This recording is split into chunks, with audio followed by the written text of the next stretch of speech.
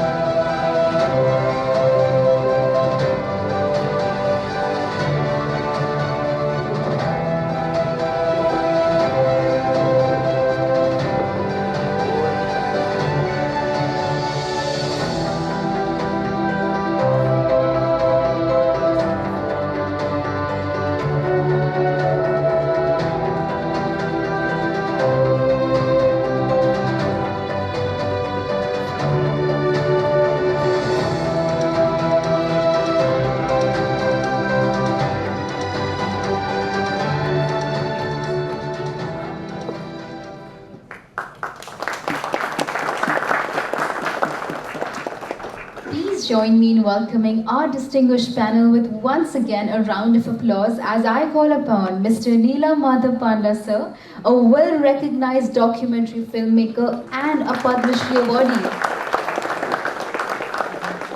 Joining him we have Mr. Prithul Kumar sir, Joint Secretary Broadcasting, Ministry of Information and Broadcasting and Manager Director, National Film Development Corporation. With them, we also have Ms. Golda Sellam, a film consultant, programmer, and producer based in France. Joining them, we have Mr. Nilotpal Majumdar, sir, a film academic and president of Documentary Resource Initiative. And joining this panel, we have Mr. Alexei Yury, sir, General Director of National Film Studio, Belarus.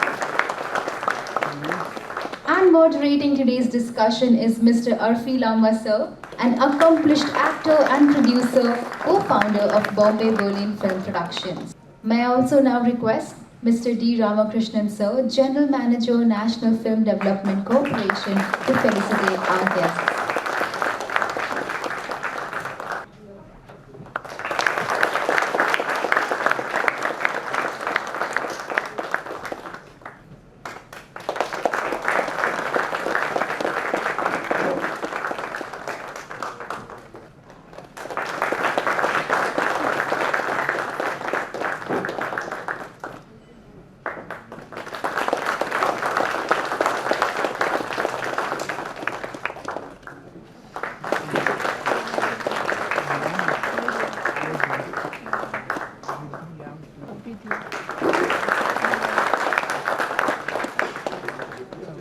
Well, a session post-lunch hours surely calls for a more energized and a louder clap.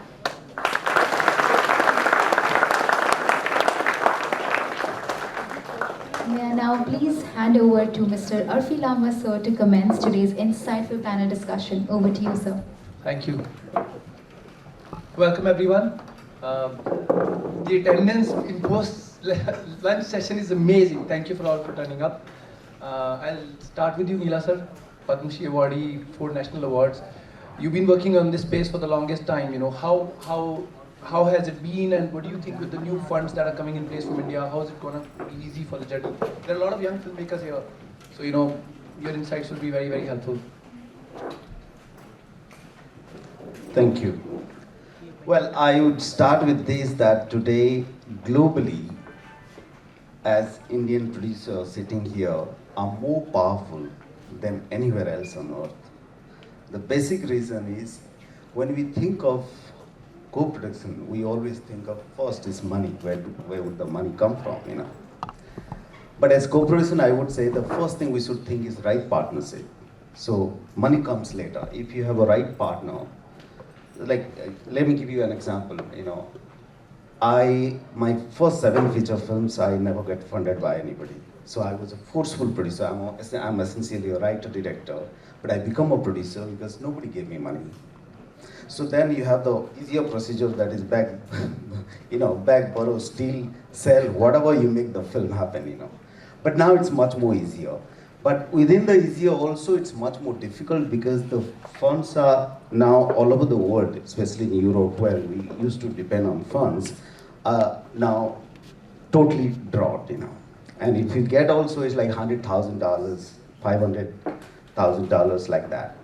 So where I think the easiest thing as Indian filmmaker, independent filmmaker, we should try and see what is a universal story, Indian story, which we can sell outside, and have more dependency on Indian funds and get funds from Europe or anywhere with that funds which can help us in terms of selling the film outside, in terms of getting selected into a tier 1 festival like Cannes, Venice, Berlin, something like that.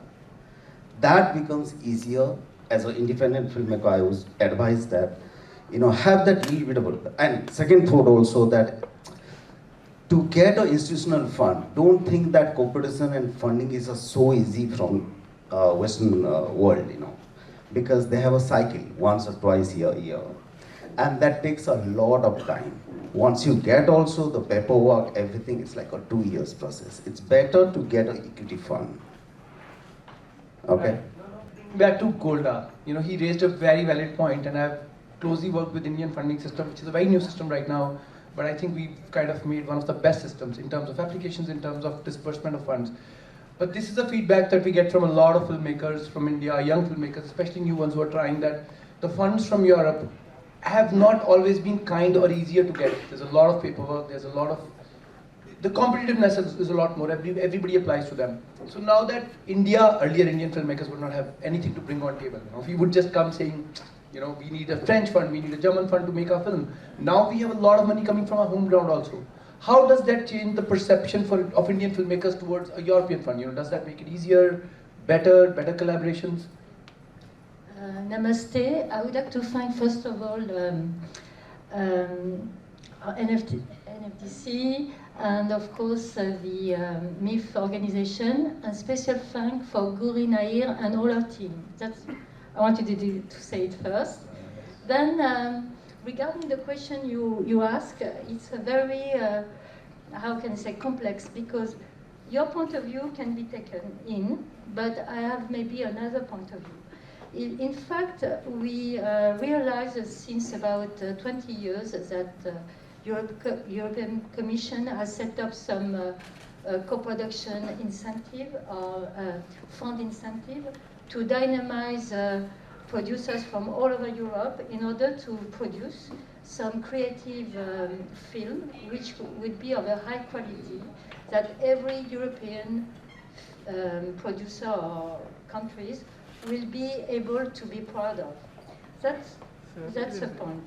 Then France was the first country who set up a scheme which can help young talent from development, writing, production, and distribution.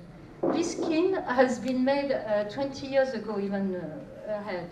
And this has helped young talent to get professionalized, because you can have a good idea, a good script, you can have a full energy and talent, but this is a business and this is also an industry.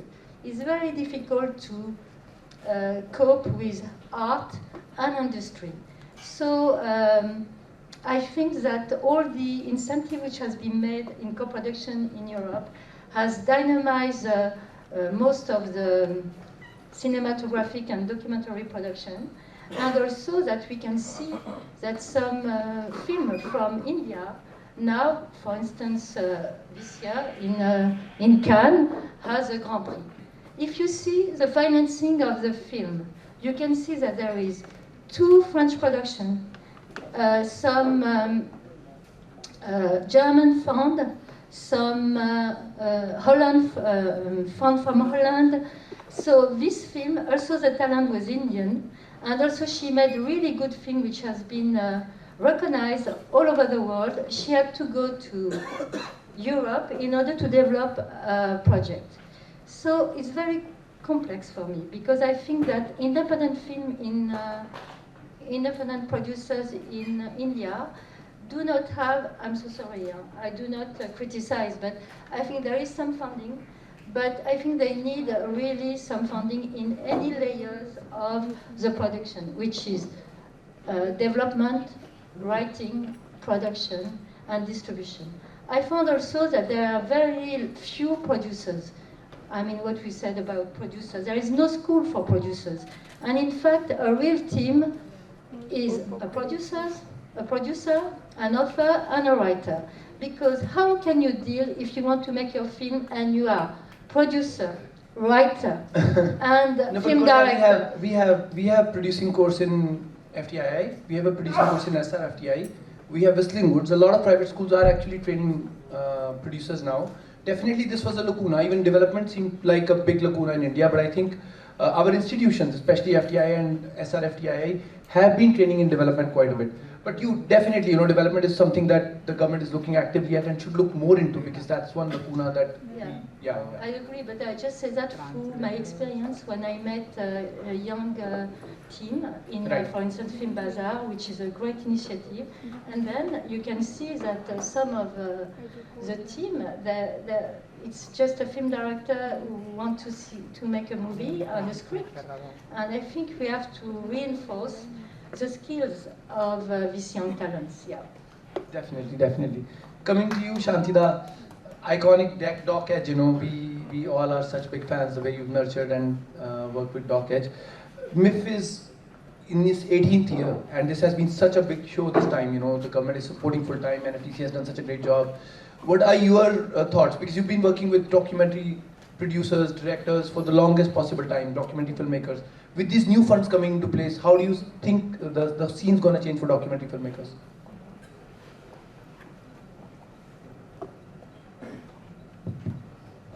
I'm not really aware that whether the new fund is coming.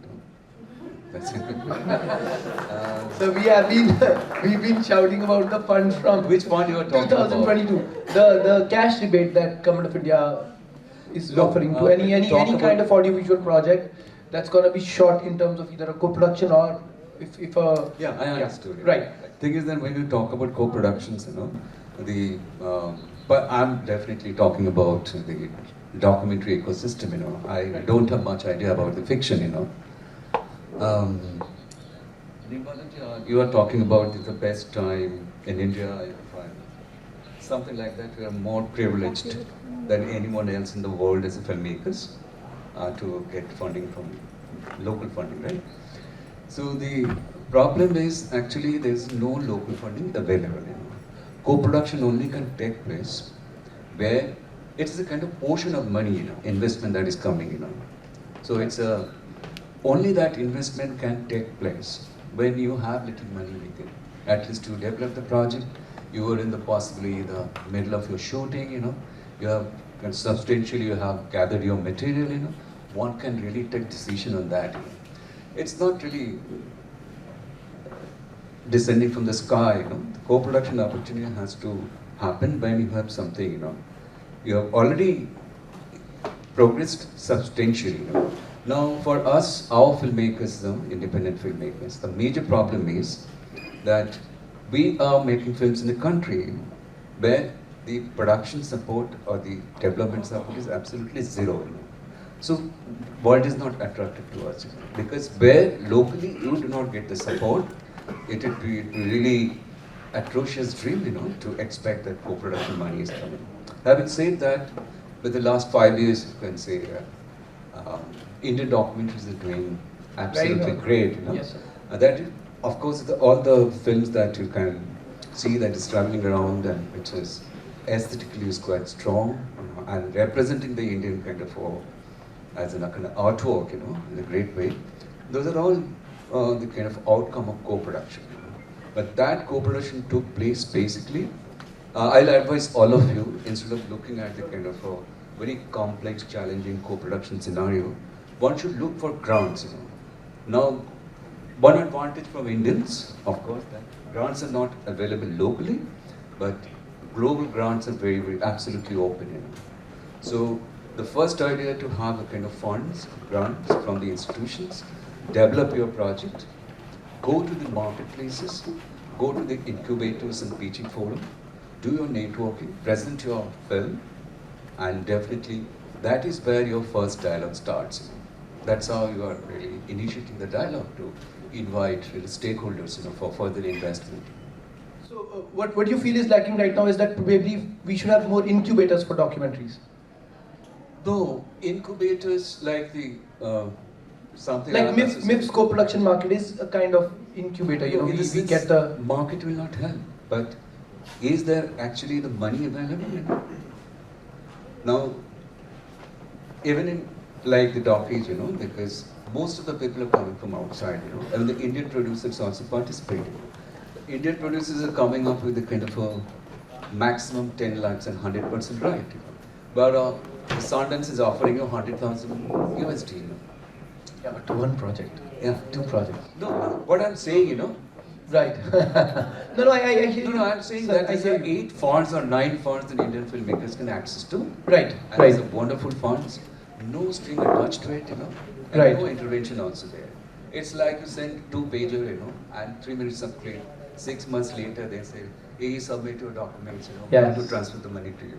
No, that's over. great. Yeah, grants. The thing is that we have to relook it, and Prithul ji is here, this is really important to understand our ecosystem, that we are working, incredible work has been happening, but we do not have local support.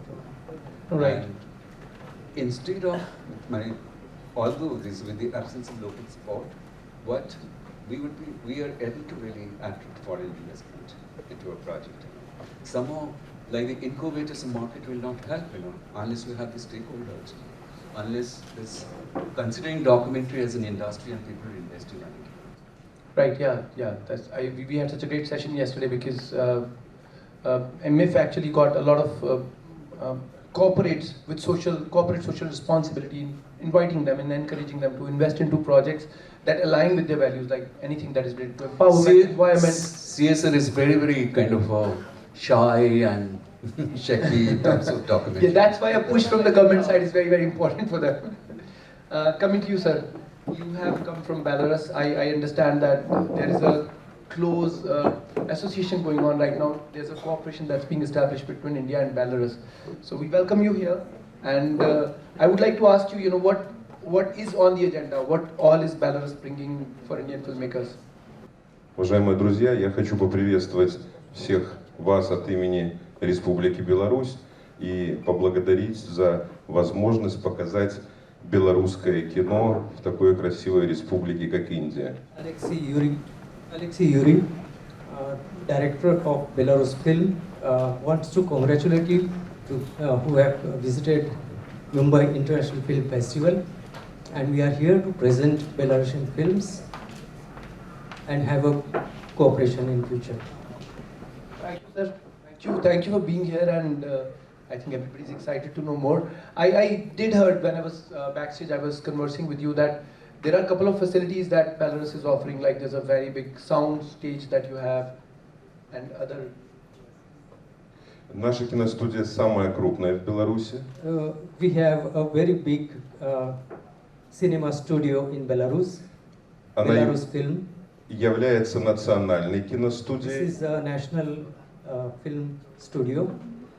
Вот, и выполняет услуги по производству игровых фильмов, анимационных фильмов и документальных фильмов. And it plays a role in creating or producing feature films, documentary films and animation films.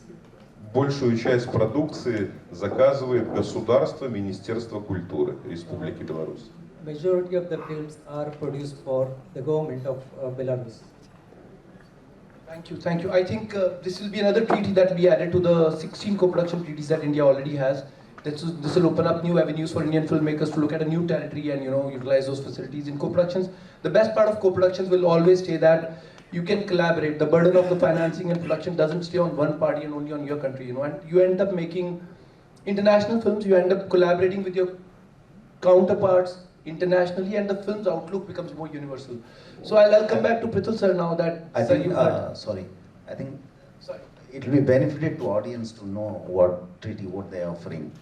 Treaties, yeah, and whenever the treaty is about, Prithul sir can shed some light if there's something he can say. So with Belarus, the treaty is to be initiated and it is to be signed, and we are very, very thankful to the director of Belarus Film Commission to have initiated in such a big way, coming all the way from Belarus to this Mumbai International Film Festival. I am sure that the partnership is going to grow.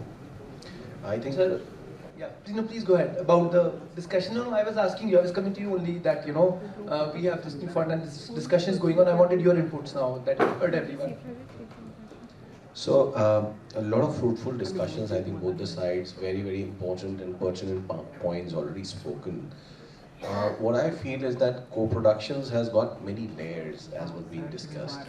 So probably the government's role in co-production is A, to provide the ecosystem so that you can find the producer of a right mindset, maybe a local in case, or maybe somebody which resonates with your documentary, animation, short, anywhere in the world. So that ecosystem is these kind of places. Like we have introduced the first documentary film bazaar where we want that more and more filmmakers should come be a part of it.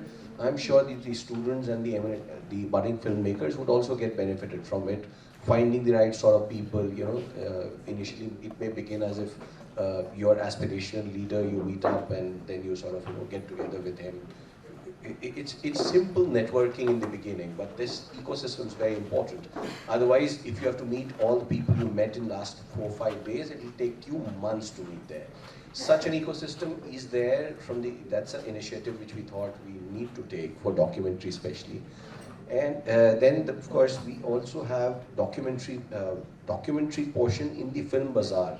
So Film Bazaar, which happens along with the International Film Festival of India at Goa, that did not used to have documentary per se. It was only meant for feature films. But since last year, we have also added the documentary portion of it.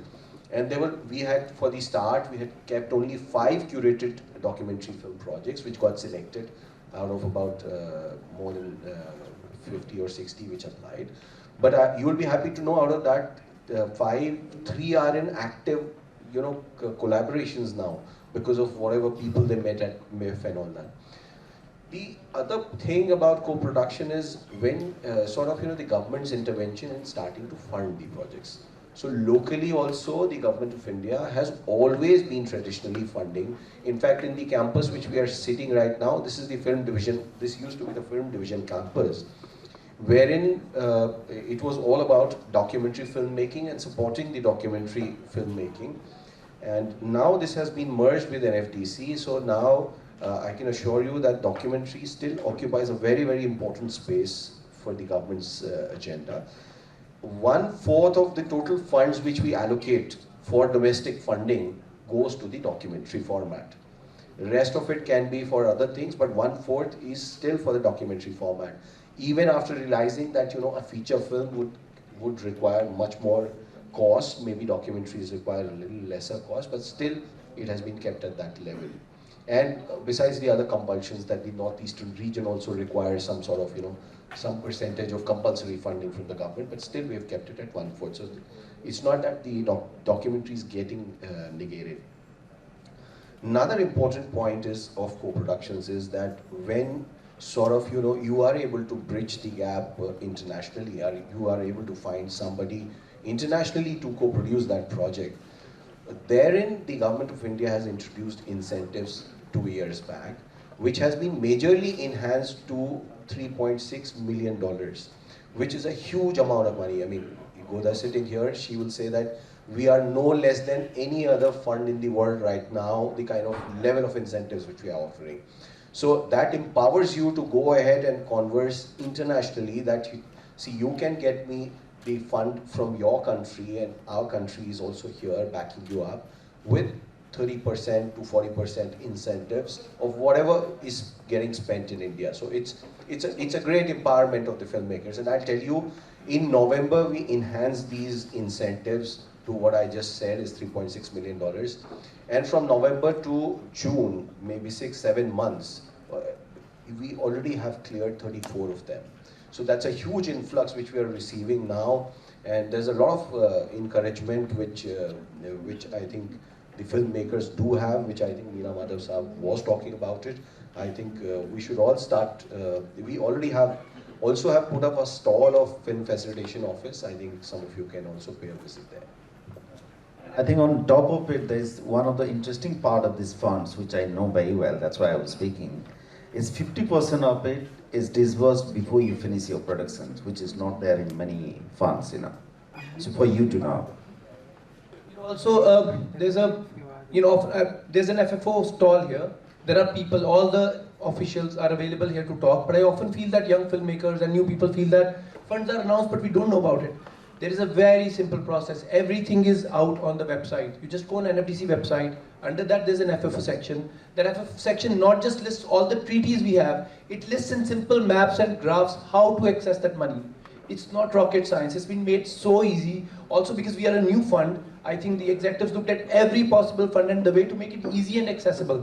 And it's made kind of automatic. It's not like somebody can or cannot give. It's like Indian filmmakers going through a national permit are all entitled to the funds as per the certain regulations. This is something that, if somebody, probably any youngsters of you come and tell me that we don't know, I'd literally like to shout at you, go and study. There is something made available for you. All you need to do is go sit down and study. And that's a process of funding that works anywhere else. These application processes, when we do, they seem tedious. But often what they do is when you write an essay about what I want to do as a filmmaker, what is my producer's note, you get to know your product better, you get to make a better film. These are the processes that are not very difficult and they're made available. So I'm actually coming to a very interesting point, because we are talking about documentary and co-productions. Often documentaries are being thought of as a specific local subjects. My point is that now environment, says a subject like environment and empowerment is globally. Something that affects somebody sitting in Belarus will affect somebody in India later on. We are globally, we've become a village. How do you see that coming into documentaries? Do you see a more collaboration on an environmental documentary? Do you think bigger documentaries will happen with this fund? What's your take on this, Golda? I mean, we are no longer a France and an India. We are so much of a common one world right now. Yes, I agree. Of course, we are globally touched, but local local subjects seems to appeal to a larger audience. Sometimes when we, in documentary especially, because it's live translation of the issues of people, if I can say that, and in fact, I found that most of the films from outside Europe, we are touched by their own issues, their own problem, but it's so specific. That's how we are interested in. I think local and then get universal. I just wanted to say, to add up to what you say, 10 years ago I was in Open Doors. It was a special Indian focus. Then I met Alkara Kuram, who is a documentary from next to Calcutta, I think. And she had a very beautiful project. It was about, the title is Burqa Boxer. And she was head of the time, now we are talking about rapism and violence. And I wasn't working with documentary, and I said, oh, I like your project, I may help you. Then this project went to Film Bazaar. That was 10 years ago. I saw her again, and that's how we collaborate. And I brought a French co-producer and a Swiss co-producer, and she made a film. And as she was an artist, at Open Door opening, we made an installation with gloves and all of that.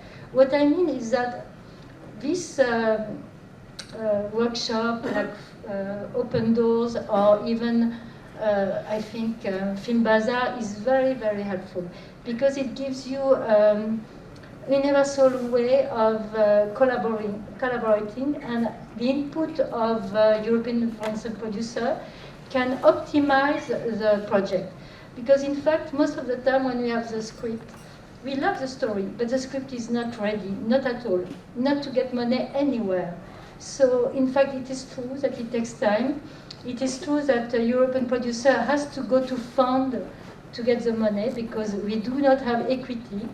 But I found that if we could help the Indian filmmaker to optimize the writing, all these sessions, I know they are very good scripts, but we can optimize them in order for them that if they have, for instance, equity, they have state report, and you have your fund, then maybe that would be that strengthen independent production in India. And I think there are many talents, a lot of creativity, which is spoiled by energy wasted.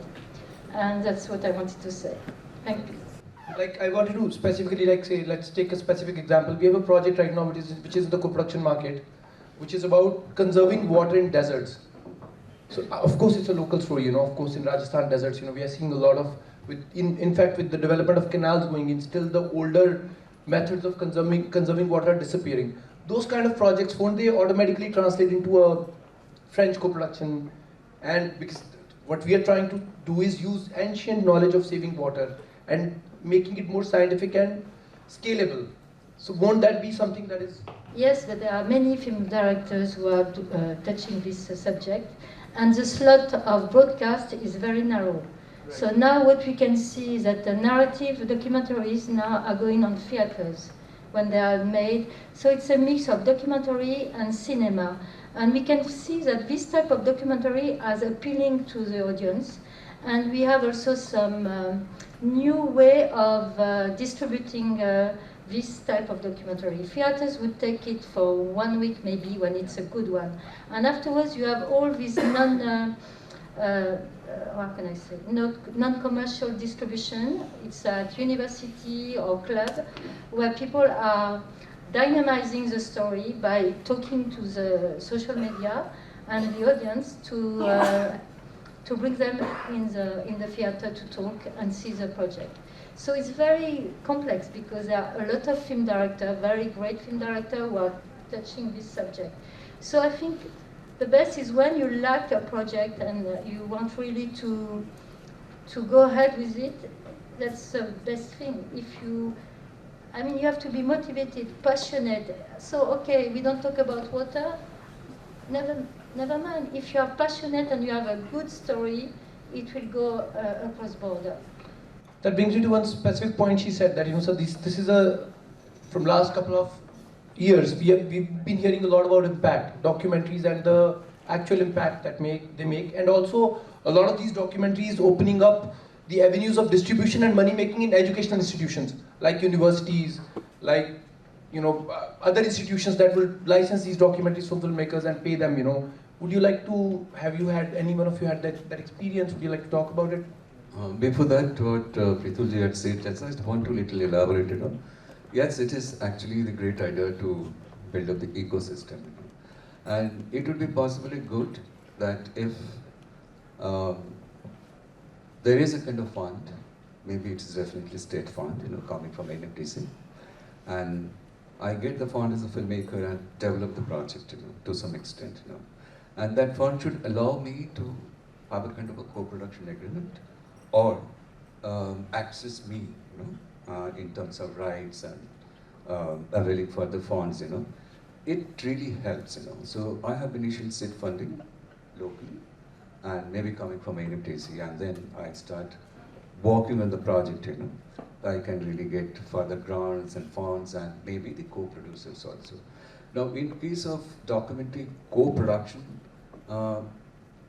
everywhere is the public fund. It is not private fund, So, like the French money is coming, it's the French government money. They're supporting the producer, and there's a mandate is that possibly Golda is producing a film from France. She gets state money, and she's working with Nilotpal, me, okay? Something like that. Or second option would be, so I have already developed the project. I have little bit funding in place. Then anybody comes up with a kind of possibly the finishing fund, and something like that. So this way, it would be really, we can keep the ecosystem going. And another thing, I believe that it's not state responsibility to change everything. So what state can do, they can really lend out this supportive hand, and like institutions and organizations, support them to create that activities, incubator, or festival, whatever.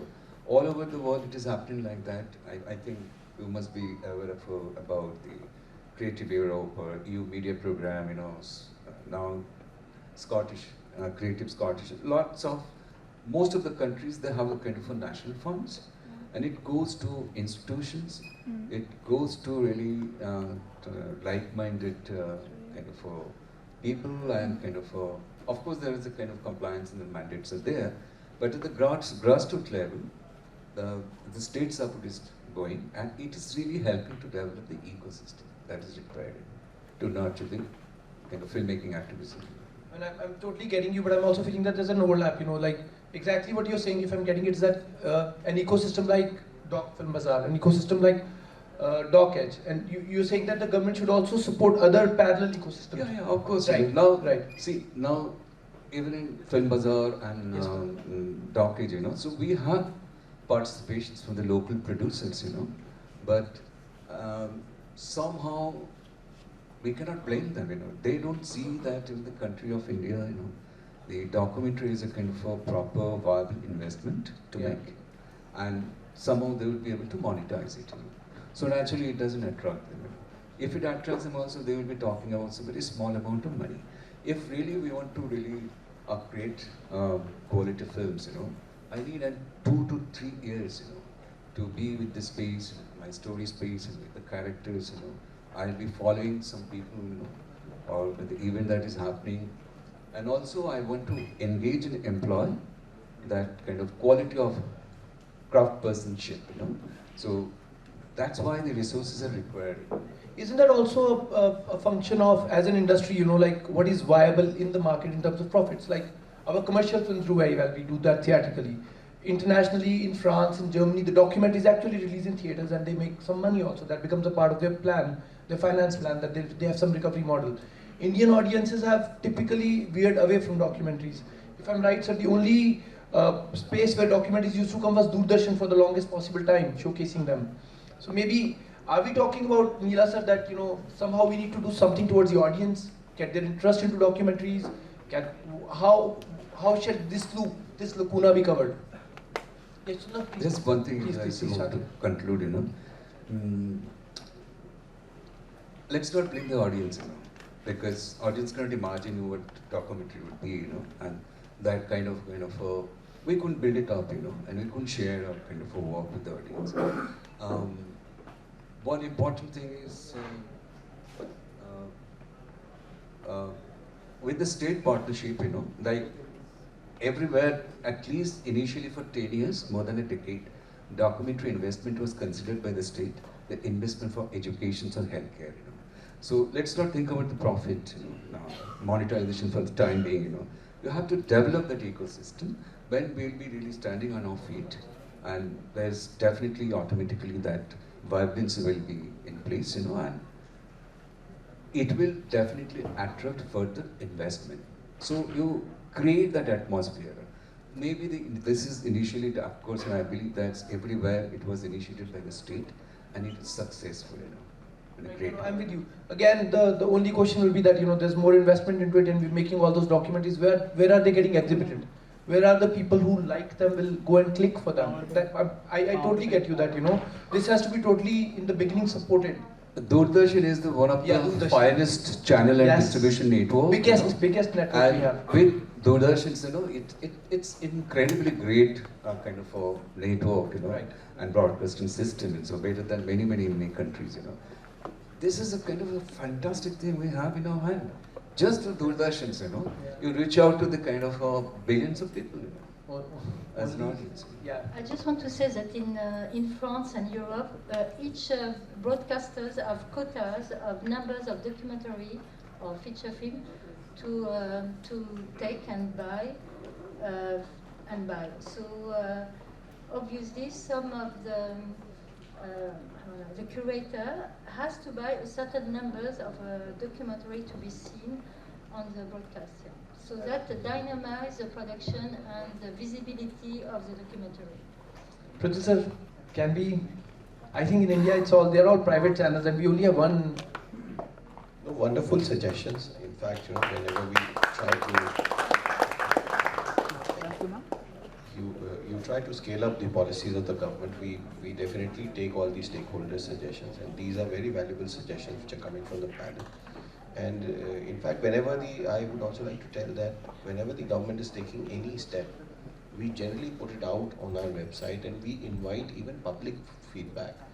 So especially the documentary filmmakers or the filmmakers in general, Ministry of Information and Broadcasting is the custodian ministry of the sector. So we generally keep putting out things like that. Like for the first time, there was an accessibility standards made for the public exhibition of cinema, which has been done this year in March 2024, which is a great initiative. We were in stakeholder consultations for a long time, and so is this incentive revision. We took a lot of feedback, and then only we'll definitely work towards it also, and then we'd like everybody to chip in and give their feedback.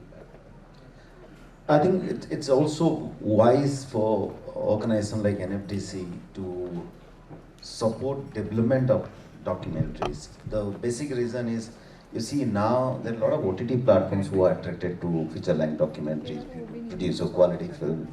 They're taking, all over the world, and we have that space. And second, rightly, this is where you need co-production, not in terms of just the funding, but if you have right creative minds from the other country, France, Germany, anywhere, you create a good quality documentary.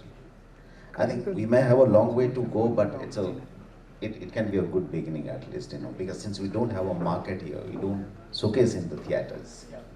I just want to say that the quality films are made, for instance, in France, we are very selective on the application, and they demand a lot of work in order to present your project, which means that the film director or the producer has to really work on it. It's a work, and it takes a lot of time. It is not just a paper and a budget, and that's it.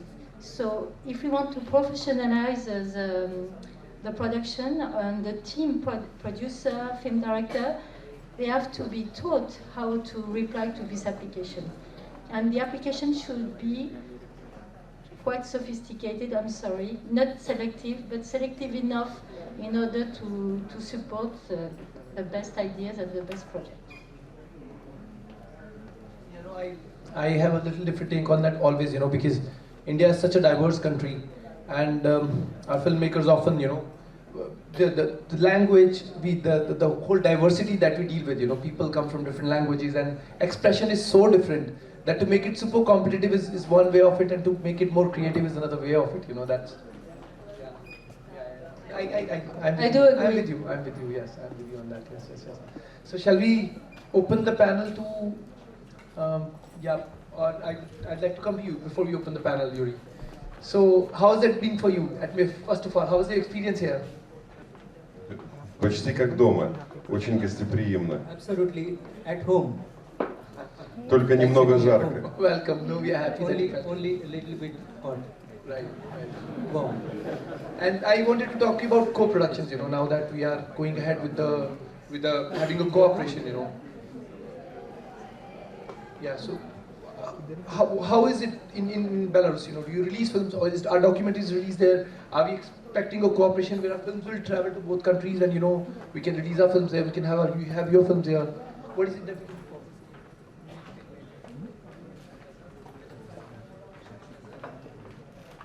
Да, у нас есть индийские фильмы, и нам очень нравятся. Indian films. Да, и самое главное, вот наш визит на этот фестиваль, мы хотим договориться, чтобы снять совместное кино с Индией и через этот фильм показать наши традиции, нашу культуру индийскому народу. At this film festival, we have decided to show Belarus films regularly in future in Mumbai or any other places to show their culture about people and country. И, пользуясь случаем, у нас тоже проходит фестиваль кино по 6 разным направлениям, в том числе по документальному кино. In Belarus also they are going to have a film festival in November with six genres, including the documentary films also. И он будет 1 ноября в этом году, и я очень приглашаю всех кинематографистов Мумбаи, Индии принять Belarus участие. Film Festival will be starting from 1st of November, and we open-heartedly inviting all of you to the Ему тоже. film festival, including yours. Фестиваль называется «Листопад», ему тоже 30 лет. Festival is named as Listapad, which is the foliage. It is already 30 лет. It is going already 30 years every year. И в прошлом году в анимации победил индийский фильм под названием «Зоопарк». Last year, Indian film won the first prize in Belarus Film Festival, which was named as Zoopark. So they have already Indian films showing. Do you plan to start a market there? Do you plan to start a film market there? You know, maybe we can start a cooperation with Indian Belarus films and filmmakers. Возможно, мы готовы проработать это. Yes, we are possibly we will be working towards that. Opening the market for Indian films. Мы будем готовы это обсудить на фестивале в Гоа. И At Goa Film Festival, we are going to discuss about that. So that will be another avenue for Indian filmmakers, another market, another avenue to distribute your films. Thank you. Thank you. Belarus film is a big name in not only in Belarus, in the Russian-speaking world. Yeah, we were so happy and so grateful that you made time and came here. So, shall we open the panel to questions? Anyone has any question? Tina?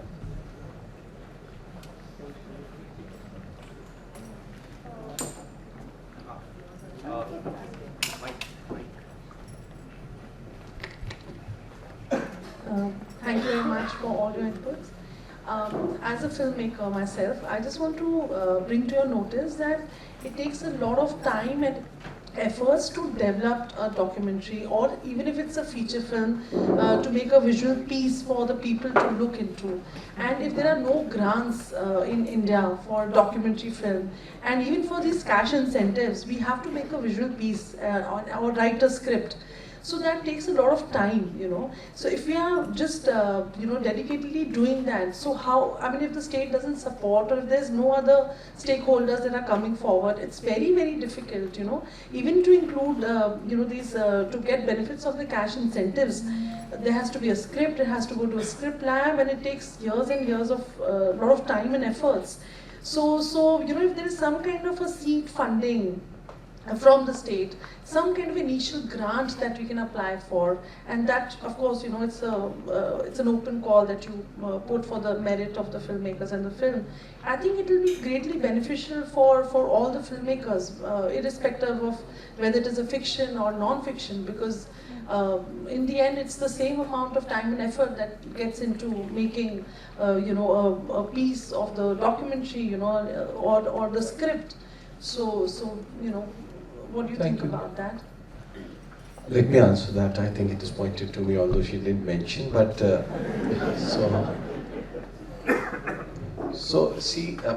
this question has actually been answered by Golda. She said that it's not just a paper in which you write the budget and the name of the film and we can sanction it. That's not what happens.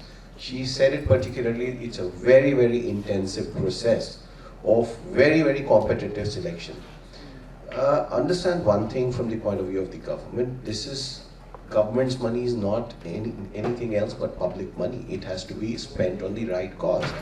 So there has to be a fair evaluation, and for that, script forms the basis of understanding and comparing the projects. I think that is how it is done elsewhere also in the world. That yeah. I just want to add something. There are different layers. There is a script writing layers where you have to, of course, present a synopsis, why you want to develop it. There is support for that. There is support also for development, which is when you have done already more or less your script, you have to do research, and you have to go, for instance, to some places. You have to meet some people.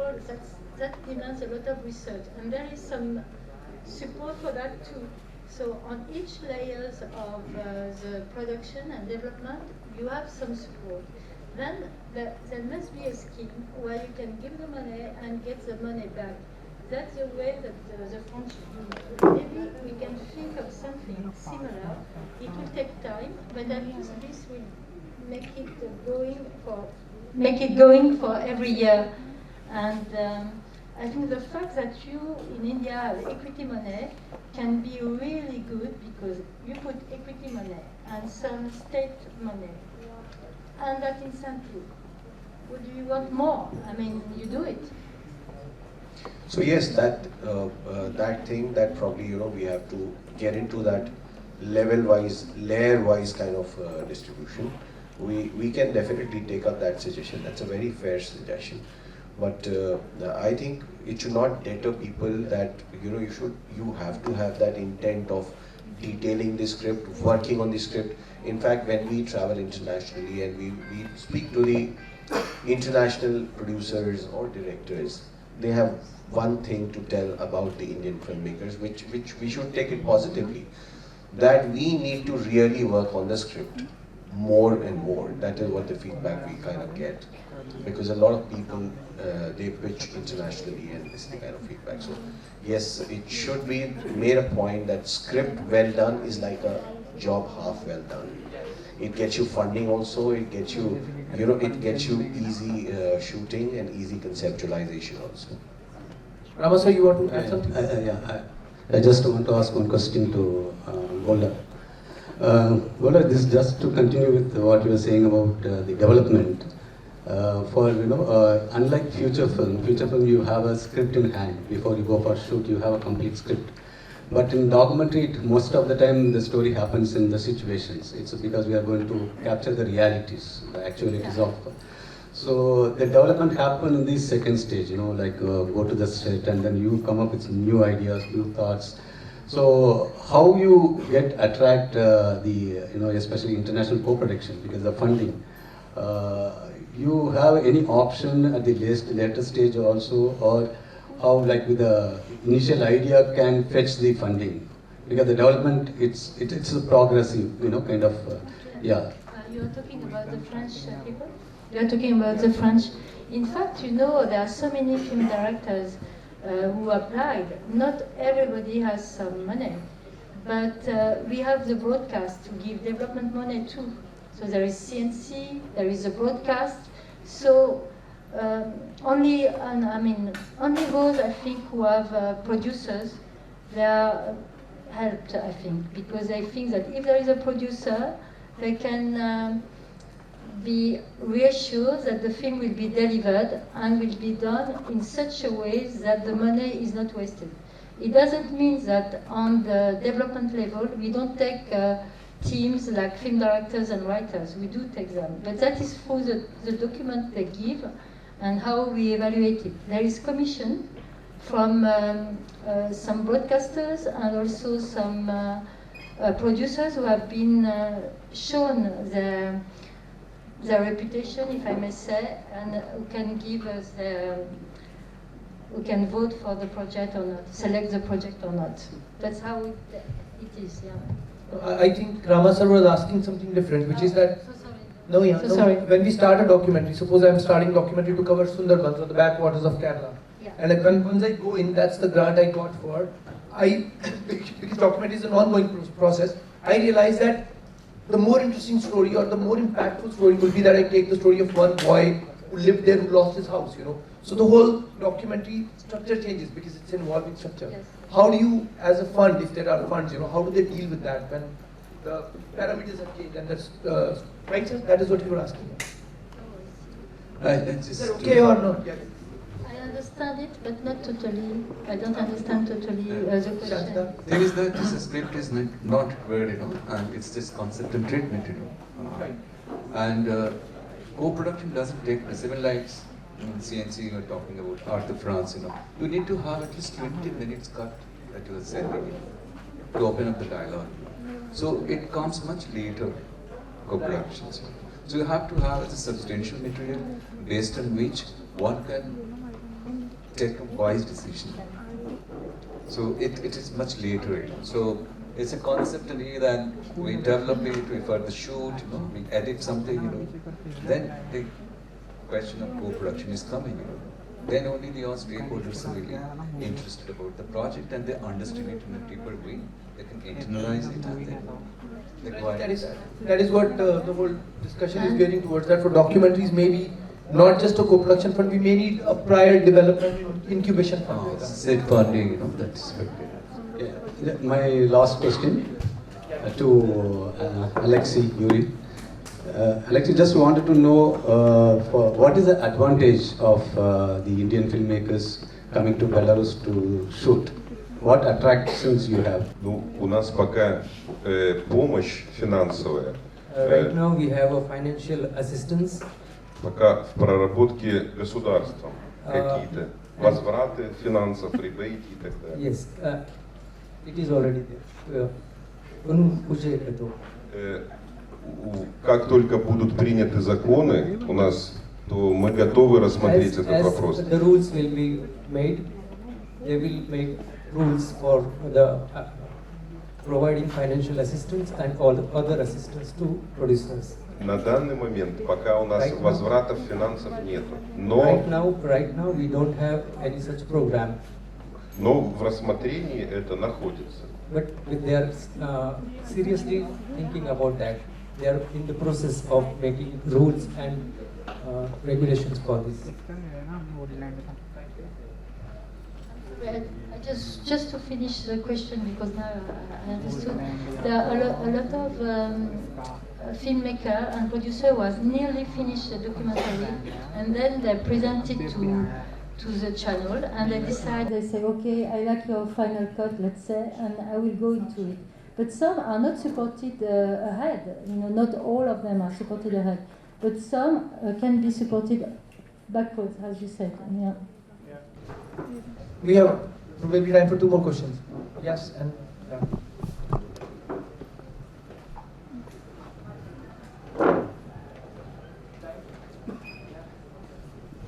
just take this last question. Thank you so much for the valuable insights. I had a quick follow-up to the comment or the suggestion that Golda has made, specifically for TV having a mandate of buying, say, 5 documentaries. So can this be extended to, say, a multiplex, say a PVR or whatever, in a Tier 1 city, where you ask for a slot, say 10 to 12 on Thursday, that you will screen specifically documentary. This could start as an experiment, say in the month of, say, April or whatever, when the time is there.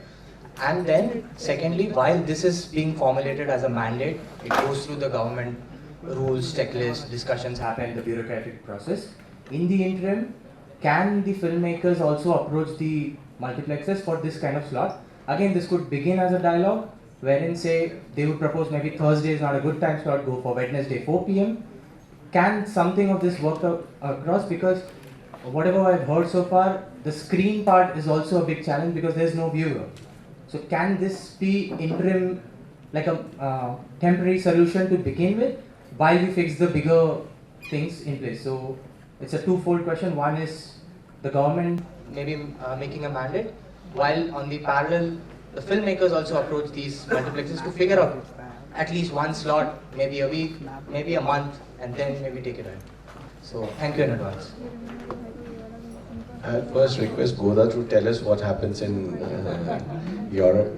In Europe, of course, there is these broadcasters who have some slots, but there are 2 or 3 theaters who release some documentaries, but there are very few, but they do it. Yeah. So both of these form as an input suggestion to us, but then I would also like to tell you that as a filmmaker, everybody is free to approach, nobody is stopping anybody to approach the exhibitor. The second part, when we are talking about a right which is infringing on anybody else's right, we have to sort of think about it. We have to have a considered opinion. Suggestion, why don't you all young filmmakers gather together and reach, say FICCI. FICCI is another body. We can go to them. Everything may not be, government may not be able to do from the top for every small thing and step up for us. But they can make a mandate, they can push it, and then you all are young people. Change the world. Yeah. So thank you Nila sir, thank you Shantila, thank you sir, thank you Golda, thank you Yury, being on the panel. I think it has been informative. If there's anything else, you can catch everyone around here and talk more. Thank you for being such a great audience. I hope it was able. Well, on that very encouraging and positive note, I would also like to thank our moderator for guiding this session and all our panelists for being there. We also acknowledge the National Film Development Corporation for hosting this festival under the Ministry of Information and Broadcasting. And I would also like to request the audience to please remain seated as we are gathered here for a very special and a very brief session in order to honor the participants of our animation workshop. This animation workshop was held during MIFF, and it has been a hub of creativity. Aspiring animators have delved into the art of storytelling through motion, learning the nuances of crafting compelling visuals.